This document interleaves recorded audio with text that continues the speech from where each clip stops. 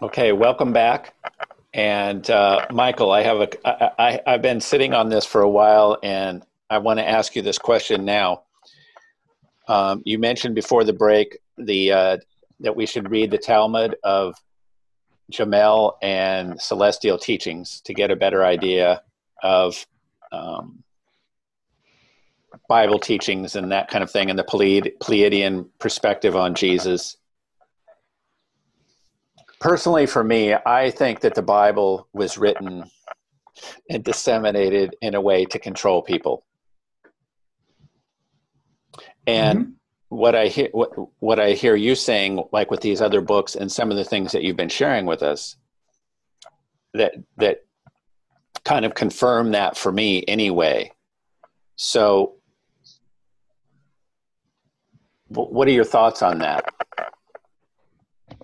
On the fact that I don't know. I don't think that people said, I'm going to write this down to control people at the beginning. I think that powers that be, or Catholicism, the Orthodox, I think people in power, we know Constantine in 325 CE declared, so we had that Council of Nicaea. I think that when governments got involved, then it was used to do that. I don't think it was initially written that way. I think people were just trying to explain the contact they had with what they thought was the divine. If I think the Bible is used to control people, how do you explain Dr. King using that same Bible? How do you explain Gandhi using the same Hindu scriptures? How do you explain that? They liberated people. I think my first response to you would be an awakening in consciousness. Well, then it became liberated. The Bible's the same book. It's just we're looking at it with different eyes. Same book. Same book. But what you said is crucial, that there has to be a change in consciousness. And that's crucial. I don't care whether you read the New York Times. But yeah, I agree with you. There was a change in consciousness. There was a change in consciousness because it's the same book. And I think that's key.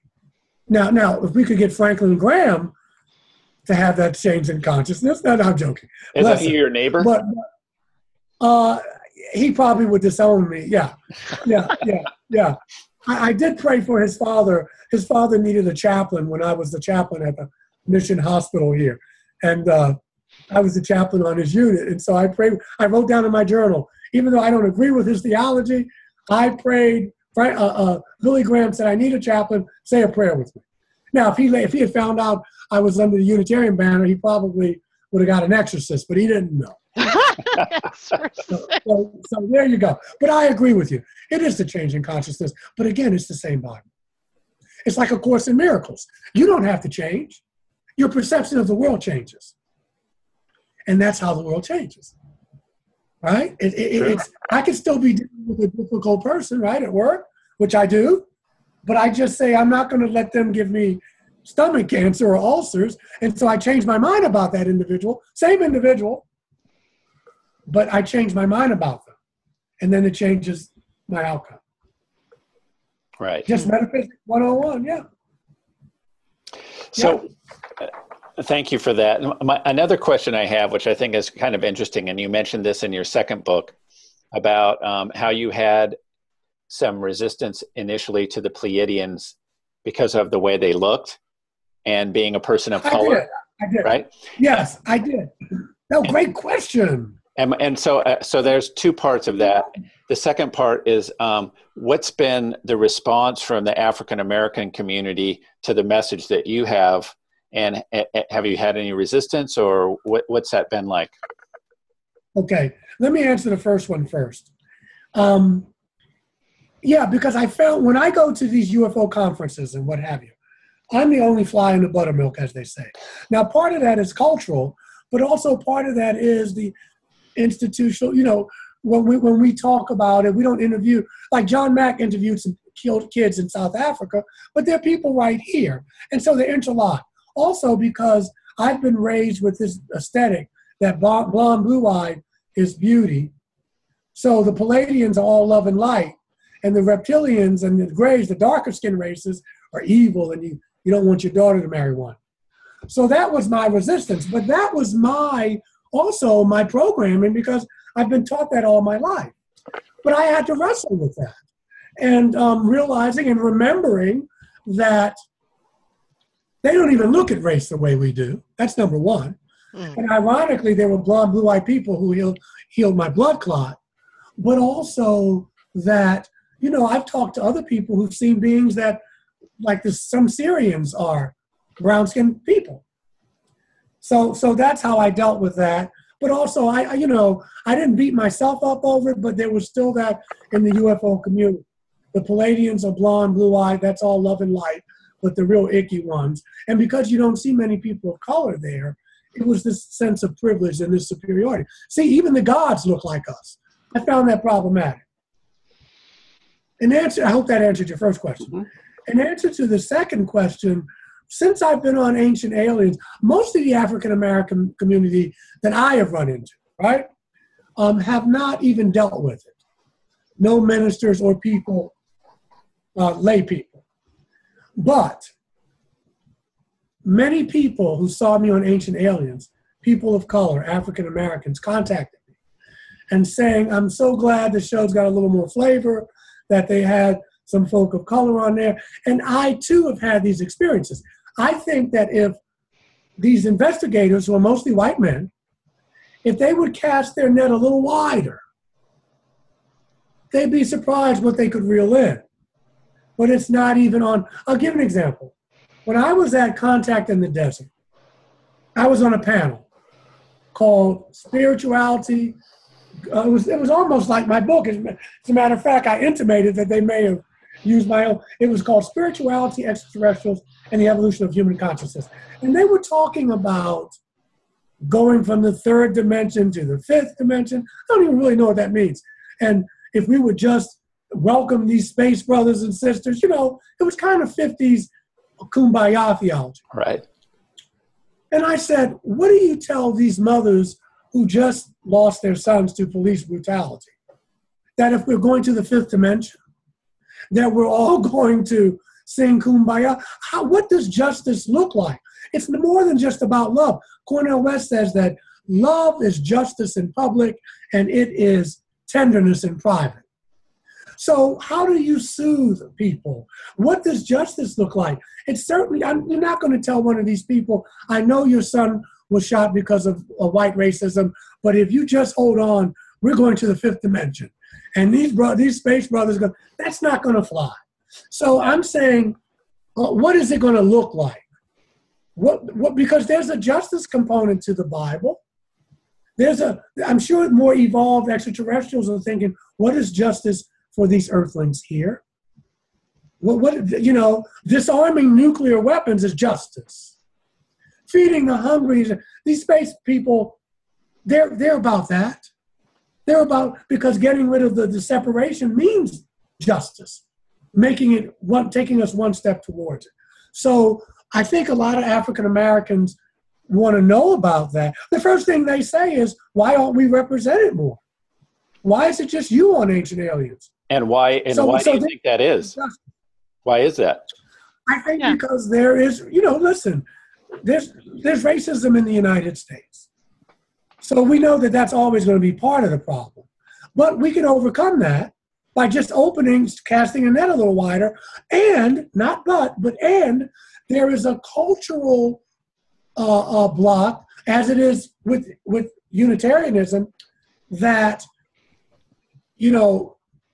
I'll use my church as an example, but you'll get my message. Unitarian Universalism is a predominantly white, middle, upper class to wealthy denomination.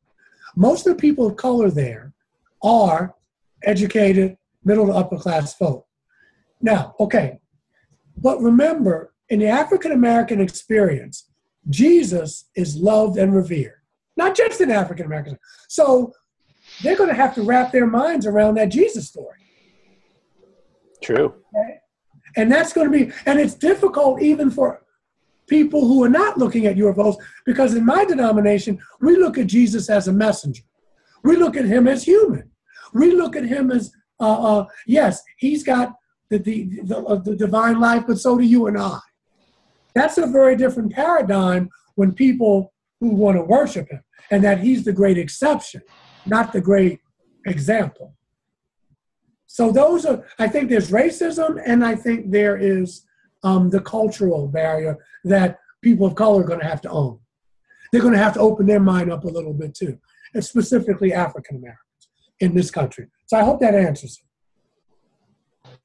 Yeah, because I guaranteed that it's not only white people that have had these experiences. Yes. But yes. It may be that African Americans view it culturally from a different point of view. Maybe for them it's well, it won't let it in. And also that people are trying to survive. I mean, the UFO conferences, these are mostly white, privileged, well-educated, for the most part, people. So there is a class difference. A lot of people, if they're trying to just live day to day, man, they don't have time to talk about space. They're just trying to get through the day. So it's a lot of variances. More men or women in those conferences? And what'd you say? In the UFO conferences and so forth, is there? You're saying they're mostly white, privileged, but are they white men and women? Yeah, white men. Are there equally men and women, or more men than women? Well, my experience has been there was pretty much an equal. Yeah. An equal thing. Yeah, and don't get me wrong, that's not their fault, but it's not a fault at all. It's an observation. But you go to any other institution that's mostly privileged white men and women, a lot of times you don't see people of color, or they're just getting in. So it's both and. It's not one or the other. Mm-hmm. It's never one or the other in anything. But so hopefully they will cast a wider net. But there is the truth, there's the fact that there are not a lot of people of color who are openly talking about this, but there are some. But they're not, the ones I've run across, they're not prominent, they're not ministers. I did get some contact from someone from the Nation of Islam, because in the Nation of Islam, UFOs play a prominent part in the Nation of Islam. Farrakhan talks about the mothership. This has always been. Elijah Muhammad talked about that part of, look up their theology. Part of their theology is UFOs. Interesting. Yeah. The Nation of Islam, indeed it is. That's interesting. Now, I just, it's as you're talking, I'm thinking about because I've had conversations with people in different parts of the world, and like South America, Brazil, and Central America, and I know that there's more openness to this. In fact, one time I was having dinner in Costa Rica with two attorneys, and they say, why don't Americans accept this? And my only response at the time was, because when you purport yourself to be the most powerful country in the world, if you admitted something like that, your power would be diminished greatly. But I think but my point is that there's more of an acceptance of across educational and cultural boundaries in other places versus here, which I think is interesting. Yeah. I in a lot of ways, even in politics. People, America, love it or leave it, or we're the greatest country in the world. Down here in this part of the country, I say, you ever been out of the country? No. And how can you say it's the greatest country in the world? But also, we see it now with the releasing of, there's Australia, there's Mexico, there's France, there's Britain, there's China, Spain. All these people, and I'm probably missing, they've released their UFO files. They've released their documents. The United States is the only country in the world that still won't do it. So what do? Do we wait for Caesar? Maybe it'll be Clinton or Bush, whoever Caesar is. You can't wait for that. We know now. You can't wait for somebody to tell you what's true. So I'd like to see us do it, but if we don't, I'm living my life as if it were true. Well, we've talked a lot about the Bible and religious beliefs and things like that, but there's also a scientific bias against this. I mean, you spoke to that a little bit in your book, but you see just as much resistance from the scientific community about this as you do from anything cultural or religious. Well, but it's for the same things. The scientists are I'm getting paid. I'm being vested in a worldview. Okay? If I challenge that, I lose what I have. So it's all about power and influence. And I understand it. I understand it. And that's fine. It's just that, well, we're leaving you in the dust. That's all. You know, it's you have vested interest. I understand that. You got families, you have to rewrite books, you have tenure. Yeah, it's career suicide. So bless you. So I'm moving on. Right. Yeah, I'm not trying to convince them. They have their worldview. You move on. Otherwise, you wind up stuck with them, and you wind up wanting to be right. When it's all said and done, can't you see it? Can't you see what everything? Can't you get that? Why? What? And basically, what you're saying, if you looked at the world like I did, you'd be better off. We'd all be better off. I just don't want to play that anymore. I'm 58. I got 30, 40 years left. I've been there. Haven't we all? Yeah, but some of us stay there. Some of us I've met, they came to Earth to be right. Roger, have you ever seen a UFO or been visited? Yes and yes.